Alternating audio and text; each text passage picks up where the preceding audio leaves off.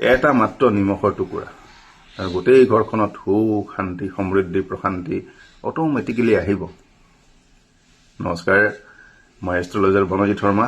অসমৰ ইটো মূৰৰ পৰা সিটো মূৰলৈ অলেখ সজুতজনৰ মই কুষ্টি কুণ্ডলী শুৱনি বিচাৰ কৰিছো, জীৱনৰ বিষয়ে বিচাৰ কৰি জনাইছো। সকলোৰে মিলি আহিছে আৰু যিসকলে প্ৰতিকাৰ কৰিছে সকলোৱে উপকাৰ নিশ্চয় পাইছে।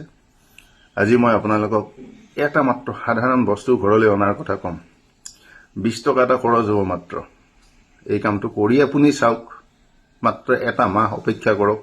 তাৰপিছত আপুনি দেখিব এমাহ আগত আপোনাৰ কেনেকুৱা আছিলে স্থিতি ঘৰখনৰ আৰু এমাহ পিছত আপোনালোকৰ ঘৰখনৰ স্থিতি কেনেকুৱা।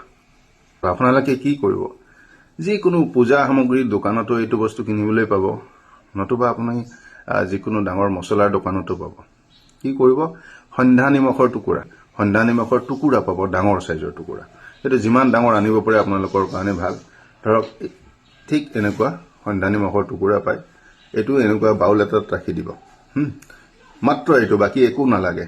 এইটো আপুনি 1 কিলো 2 কিলো 3 কিলো যিমান ডাঙৰ পাৰে এটা টুকুৰা, মাত্ৰ এটা টুকুৰা আনি পেলাই আপোনালোকৰ ঘৰৰ দক্ষিণ পূৰ্ব দিশৰ কোণটোত ৰাখি থৈ দিয়ক। মাত্ৰ তাত ৰাখি থৈ দিয়ক এটা ৰবিবাৰে।